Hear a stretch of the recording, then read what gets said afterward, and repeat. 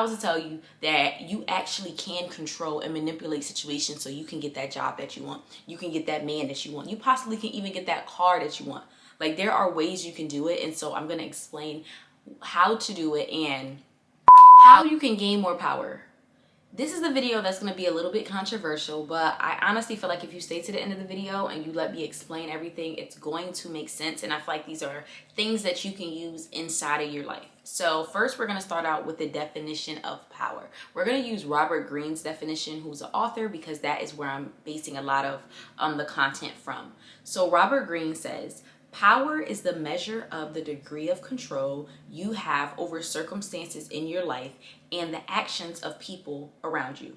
So basically, the way I interpreted this is, it's how much control you have over, the circumstances of your life. So how much control you have over the things that happen to you. The least amount of things that you feel like you have control over in your life, that means the least amount of power you feel like you have. And then how to control the actions of the individuals in your life when it's related to you. A lot of times we feel like if we try one thing, right? I tried to apply to that job, or I tried to go on that date. We oftentimes feel like as long as we try, then, and we do our best when we try, then it's out of our control, it's out of our power. And what we don't realize is we're giving our power to other individuals. We oftentimes give our power to our employers, to if they're going to hire us or not. Oftentimes when we go on dates, we give our power to that other individual.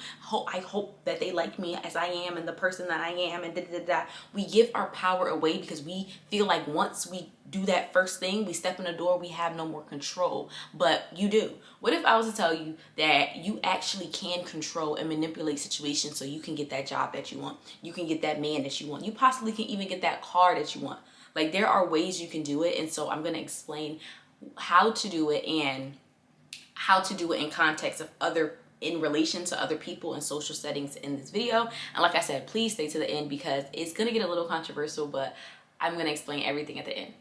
So first, you have to get into the mind of the individual who you are speaking with, right? If you're trying to get control over somebody in a social setting. Now, I'll say this to say, when I say getting control over somebody, it means control over somebody in that particular setting. You're not like a witch. You're not like, oh, if I tell them to talk, they're going to talk. If I tell them to do. No, it means basically how to get the best outcome that you want. So in a job interview, how to get a job interview. If you're going on a date and you're like, oh, I really like him, how to possibly get a second date, right? That's what I mean when I say get control over them. First, you have to get in the mind of the individual. Getting in somebody's mind, like I said, is not no witchy stuff again. You have to let them talk. It sounds very like duh, but a lot of times we don't realize we don't listen to people talk. We listen to people answer and then we wait to say something back. Let somebody talk, especially more than you, and let them open up. And especially when it comes to their desires, and I usually a lot of times let them talk about their childhood. That's a great thing to do to kind of figure out what do they like and what do they not like, and really understand what kind of individual somebody is. So when I say let somebody talk, right? So for example, let's say you're having a conversation with somebody. You're like, oh, where are you from? And they're like, oh, I'm from Omaha, Nebraska. Instead of saying, oh, I'm from Miami, Florida, say, oh, what was it like growing up there? Or, oh, I've never been there. I can't even point there out, and like get them to talk about it. What was it like growing up there? Oh, well, it was pretty fun. We did a lot of stuff. We went outside, da-da-da-da. And then you could say stuff like, it was fun, or you were just popular, so you did a lot of stuff. Nah, I wasn't popular. I just did it. Like, me and my siblings, we always did stuff. Oh, so you must have had, it sounded like you had a loud house. You must have had a lot of siblings, right? That's a little banter. But one time, I didn't really talk about myself. I'm going in depth, but you're learning something about that individual. Oh, no, I wasn't really popular in school, which, I mean, that doesn't really matter, but it does in context of when you're getting to know people. Oh, well, I had this many siblings, and nah, actually our house was pretty quiet. I had 5 siblings, but we had a very quiet house. That might tell you their parents might have been a little strict, right? Let them talk. And another thing to do is when you're getting in somebody's mind and trying to really get to know them, mirror them, but mirror them in a way of like the things that they like. So for example, when I say mirror somebody, that means I said let them talk, but every so often, yes, I mean, you're there also.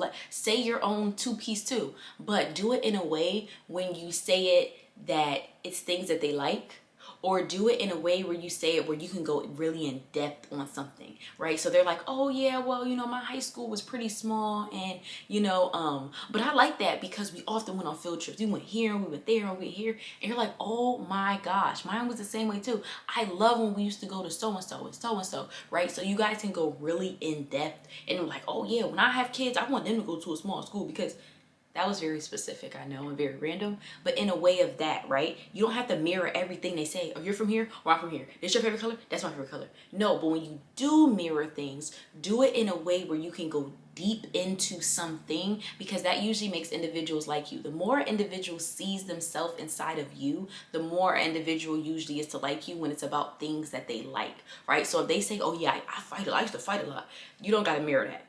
You don't, that's something you don't have to mirror. But when it's something that they like or something they're going into, every so often mirror it, because that's where you guys can have an even deeper conversation about something in particular. And that usually makes individuals like you more. And you have to pay attention to body language. That's another thing too. So as you guys can see, I'm animated, I talk with my hands, I'm very, but that just shows that I'm very into it. But also pay attention to body language. A little hack tip, whatever, if you're with someone and let's say you guys are like in a group setting and you're talking or anybody's talking, who feet they're pointed at is probably the one they're paying attention to. So if you're talking and you're in a group setting and like let's say your date or somebody, their feet are always away from you, that means they're not paying attention to you. And usually we subconsciously place our feet in a way to the individual that we're paying attention to. Now if you're on a date and you're sitting across from each other or sitting next to each other, that's a little bit different, but that's another thing. But pay attention, are people jittery? Are they constantly touching on something? Are they constantly blinking? Like that can help you figure out something about an individual. And then if depending on who the individual is or the context of the situation, you can even ask them like, hey, you okay? Yeah. And sometimes people open up like that. They'll be like, well, I'm a little nervous, I'm a little this, I'm a little that. Paying attention to body language, I feel like, is something not a lot of individuals do because we don't think about it a lot. But I think it's very important to do, because you can pay attention to how is someone's body language around you contrary to somebody's body language around other individuals, right? And that can sometimes tell you how an individual feels around you. Are they comfortable around you? Are they not comfortable around you? And so on and so forth. But those are like a couple tips to get in somebody's mind, to really figure out what somebody's thinking, and oftentimes get people to think good things about you. Number 2, manipulate your appearance. I think we have to come to an understanding that we are still creatures. Like we're still kind of animalistic, meaning people's first impression of you often comes from your appearance. People judge you. We can say, oh, I don't judge people, I don't da-da-da-da. First impressions, when people see you, they base an opinion off of you, right? They base an opinion off of what kind of individual you are. For example, let's say if you saw me digging my, this is nasty, but you saw me digging my rear and then you saw me put my hand like this, and you can be like, she's nasty. She just digged in her rear, which is nasty, and then she smelled it and it stunk. That's why she made that face. Whole time, I didn't do that. Somebody was calling me. I turned off my ringer in my back pocket. When I put my hand like this for whatever reason, I scratched my nose and I did that. But now every time you see me work in the office, I'm like, hey, trying to shake hands. You're like, I'd rather not. That's your perception of me, right? And so manipulating your appearance, how people perceive you, is very important. And it's something that I feel like people don't take into account enough. So first and foremost, you have to understand, like I said, people's perceptions are reality. So how they perceive you is how they believe you to be, whether that's how you are or how you aren't. I recently saw this video not too long ago on TikTok, and this girl was like, oh, girl, guys love natural women. When I go to the store wearing sweatpants and my shirt looking wrinkled and my hair look crazy and I'm wearing sandals and my feet up, all this other stuff, more men talk to me than when I put myself together.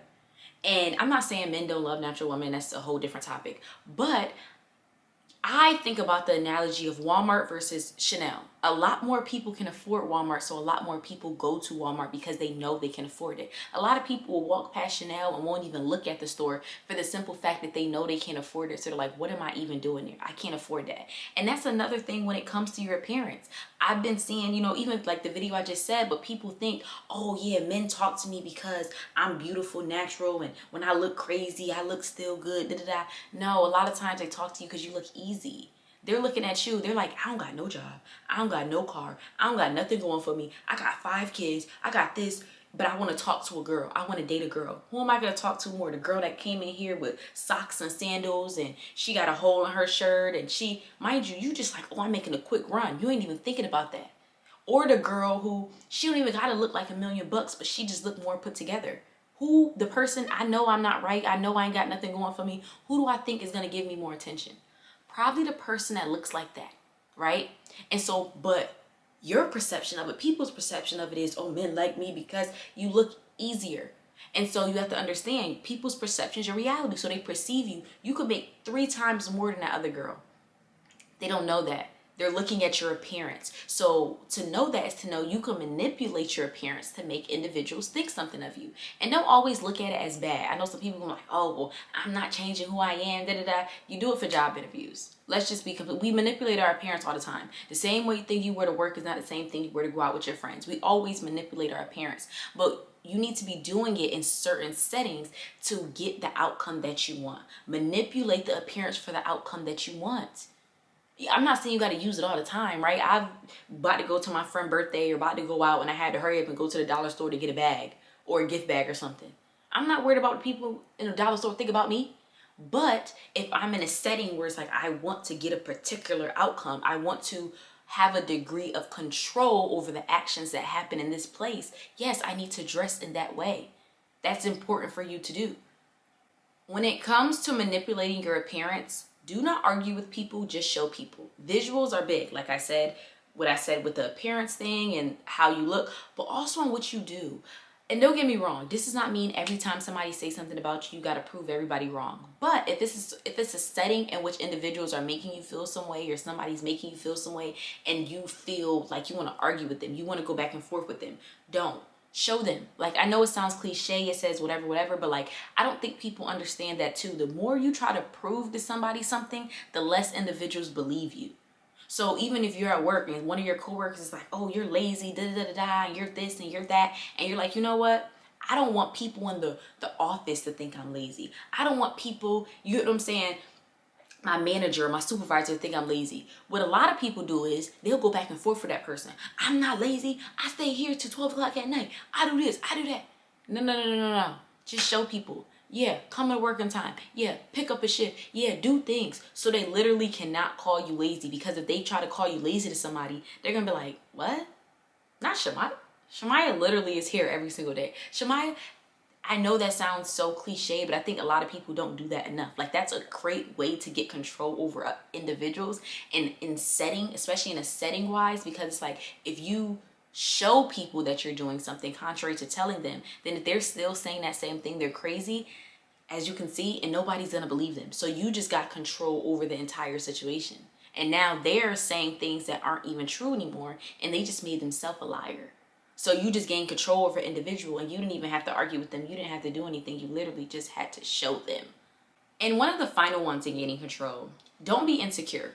People can literally sense insecure individuals, and a lot of times people don't like that. Like, you being insecure actually makes other individuals feel insecure. The more insecure things that you do, the more individuals get that vibe. So when you're insecure, you do things such as you're looking away. They're like, why are you looking away? You're fidgeting. They're like, why she keep fidgeting? Just imagine, ladies, right? You're in a store, you're looking at a pair of shoes, and there's a guy who keeps walking around you, kind of, sort of, and he's like this. I don't know about y'all, I'm gonna get scared. Why do you keep walking around me? Mind you, in his head, he's like, I really want to talk to her. I really want to talk to her, but I don't know if she's gonna say hi to me. I don't know if he's insecure. And that made you feel insecure in the setting. And when I say it makes the person feel insecure, it doesn't even mean like they feel like, oh, what if this person says anything to me type thing. Like, it's not the same kind of insecurity, but it could be an insecurity within themselves in a sense of, now I feel a little unsafe. Like, now I'm a little insecure in a setting because what's going on? Why he keep walking around me? Is he trying to, whole time he likes you. Whole time we often see it a lot of times too, right? With little boys and little girls growing up, the little boy will pick on a little girl. And it makes little girls don't like that, because it's like, stop calling me ugly, stop calling me, but that's their way, but they're insecure, they're young, they don't know how to express themselves. But it happens a lot of times with adults too. Don't be insecure. Now let me tell you how not to be insecure. First and foremost, Eye contact is great. Try to have eye contact with individuals. That's very imperative to do. Try to have eye contact with individuals and make sure people have eye contact with you. That's a great thing to show you're not insecure. Another way not to be insecure is to prepare. The more preparation that you have for something, the less likely you are to feel insecure. Because a thing people have to understand when it comes from insecurities, it's you inside of your mind. And that's another thing that messes it up, because like in the beginning I said, let people talk. Let people, you know what I'm saying? Don't only think about you. Let that person talk. Get into their mind. Figure out what they like. Figure out what they don't like. You cannot do that if you're insecure, because you're constantly thinking about yourself when you're being insecure. Am I gonna say the wrong thing? Are they not gonna like me? Are they not gonna do? You don't realize it, but being insecure it's about you. You're the one that's insecure. You're the one that's constantly thinking about yourself in relation to that individual. Whether it's a date, whether it's a job interview, whether it's anything, you're thinking about you. You're not thinking about that person. So it's harder for you to understand what the person is saying. It's harder for you to digest what the person is saying, because every second you're thinking about yourself and what do they think of you. So like I said, prepare. Whether it's a date and you're preparing questions, please do not go on your dates on the whole, what's your favorite color? Where did you grow up? Where are you from? Like, those are basic questions. And like I said, when we're talking about power, you're trying to control the actions of others. So if you go into this date with the idea of, I really want to get to know this guy, you have to figure out how to let this guy express that. How do I get him to let me know about him? That's how you get power over a situation. So instead of asking random questions, ask questions such as, what does a typical day look like for you? Like, what is a regular day like for you? You know, what do you do? That's a great question. I just gave you guys that, but you also can search up other ones. That'll tell you a lot about an individual. That'll tell you approximately what time they wake up, approximately what area they live in, where do they work, what other responsibilities they have, because you said a typical day, right? So what does that look like for them? How many hours do they work, right? That gives you an in-depth, and now you know a lot more about an individual, contrary to things that you might learn just randomly texting. You get what I'm saying? So like I said, power is getting what you want out of a situation. So if you want things, you have to prepare. Going into a job interview, you need to be prepared, not only with your resume and your work history, also research something about the company. So like I said in the beginning, you can mirror the company. Oh, well, why do you want this job? Why do you think you'll be a great, component of this job? Oh, I feel like I'll be a great component of this job because at my last job, I got really high ratings with, my my customer service, and I know this company has been getting A+ ratings and been the top rated company in customer service since 1998, and that's something that I very much so respect from a company, because the companies I work at, I want to have good. That was random, but it shows the other individual, whoa, you know a little something. You prepared for this. So you're more prepared, you get what I'm saying, than the average individual. And the more prepared you are, the less scared you are, because the less insecure you are about things, because you're no longer thinking about you, because you're like, I'm good, I'm straight, I'm prepared, I know everything. Don't get me wrong, you of course, new settings, you're gonna be a little scared, but the more you prepare, the better. That's very imperative. And then a little tip, this is like more of a psychology thing, because I really like psychology, but also notice how individuals are saying things. This is also how you can potentially catch a liar too. In American verbiage, language, dialect, whatever you want to call it, we end questions with the up, like with a higher octave, right? So things such as, where are you from? What school did you go to? What's your favorite color, right? And we answer things on more of a lower octave or straight. So I went to school in Florida. I grew up in so-and-so. It's usually octave, but when we're asking questions, we usually do it on a higher octave. And that's also a way sometimes to catch if somebody's lying when they answer something. I was not going there. What are you talking about? I've never even been here before. Right? When people usually go on higher octaves, it usually means they're lying or they're insecure. I say that to say, try to answer things on a regular octave. Now, sometimes for ladies, they like doing the higher octave. Oh yeah, well, I'm from so-and-so, to seem more bubbly, to each its own, whatever. But that sometimes, and that's a subconscious thing that we don't notice about people. Obviously, I told you now, so you may notice it, but it's a subconscious thing that sometimes could tell people you're insecure. But it's one of those things where most people don't know it, but like they can get the vibe, and they could be like, I don't know, something wasn't, it was you were insecure, but they just couldn't pinpoint it. But you kept ending every statement like it was a question. But that was just like a little tip.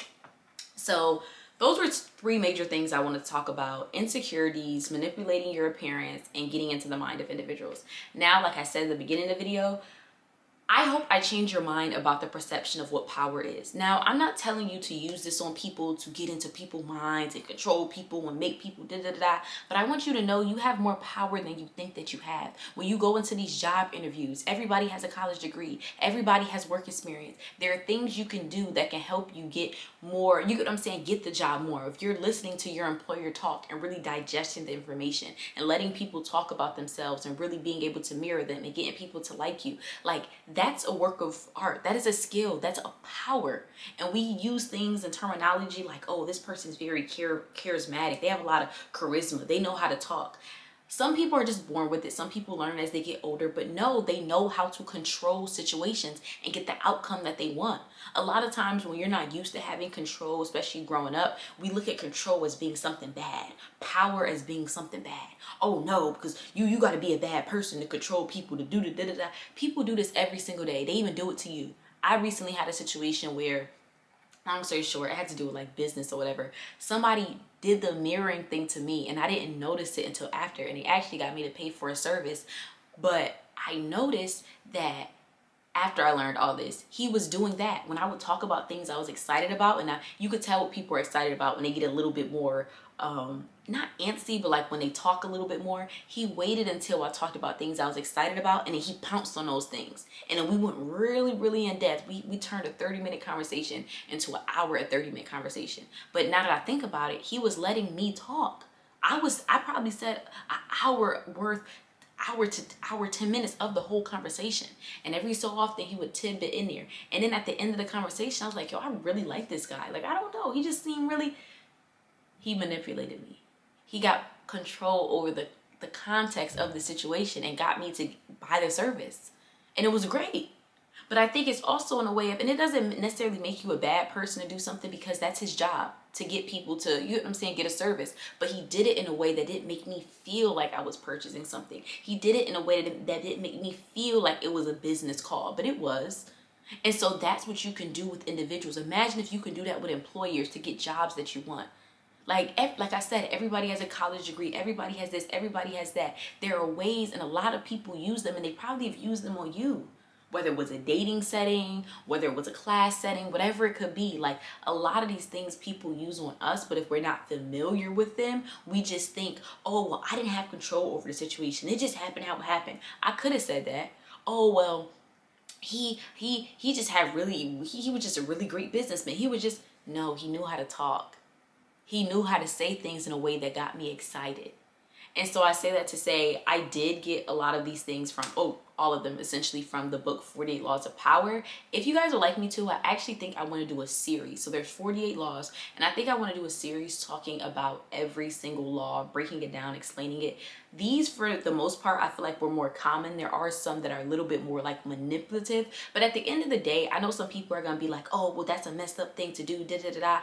At the end of the day, we don't live in a perfect world. Like, if you really want to be honest, we don't. So I think the best thing for people to do is even just learn these things. Like, you could never win a game if all you know how to do is win. If you do not know how to lose the game, then the people who know how to win and lose the game are going to keep on doing things that's going to make you lose. And you're like, why do I keep losing? Why do I keep losing? Hey, why don't you figure out how you can lose? Why don't you figure out how people can manipulate you and get power over you? Instead of letting people do that and just saying, oh, I'm not that kind of person. I don't do that stuff. You don't have to do that stuff.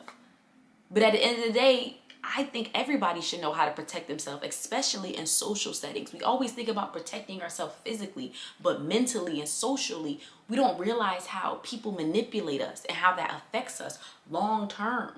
I think that's one thing we have to change the framework on and the mindset around. Why is it bad that I got what I wanted out of life? If you're not harming somebody else, if you're not, doing anything bad to somebody else, why is that bad? I think that's another question like I want people to ask ourselves and ask themselves. Why is it bad that you strategically did things to get what you wanted out of life? Like, we look at power and control and all these things as being bad. But it's like, no, you actually should want more power. You actually should want more control over situations in your life and not leave it up to other individuals to decide for you. There are things you can do, such as the things that I said earlier, that can help you do those things. And does that make someone, you can, guys can answer in the comments below, but does that make someone a bad person because they got what they wanted out of life? This short time period that we have in life, I got what I wanted. So I'm a bad person because of that, because I strategically did it instead of the people who want the same things that I want, but they just throw it up in the air and hope they catch something. I'm not throwing it up in the air. I'm strategically putting the things on a line, and when I catch that fish or when I catch whatever, I'm strategically doing it at a certain time when I know the fish is gonna come up, when I know. That's all this is. It's strategically doing things. It's not like, honestly, it's not magic, it's not sorcery. It's strategically getting what you want out of life. And I personally don't think that that's bad. If anything, we need to do more of it. I don't know, maybe I'm just like really into it because I'm really on my like psychology tidbit, but I just found that to be so interesting. And I feel like people can use it in any setting. Like, you can use it social setting, of course, but like using it, and obviously the more you do things, the better you get at them. But I feel like you can get more out of your life. You can control more stuff in your life than you feel like you can control, but you just have to know how to do it. Simple as that. So I don't know, but comment below if you guys, like I said, would like that series. And also comment below, how did you guys feel about this? Do you feel like it's something that people shouldn't know about, or do you feel like it's something that, I don't know, was interesting to you? Have you heard about any of these things before? Have you heard about the book 48 Laws of Power? Anything like that. So thank you guys so much, and don't forget to check into new videos every Monday, Wednesday, and Friday. That is the new schedule, y'all. I promise. Monday, Wednesday, and Friday. Thank y'all so much, and have a great one.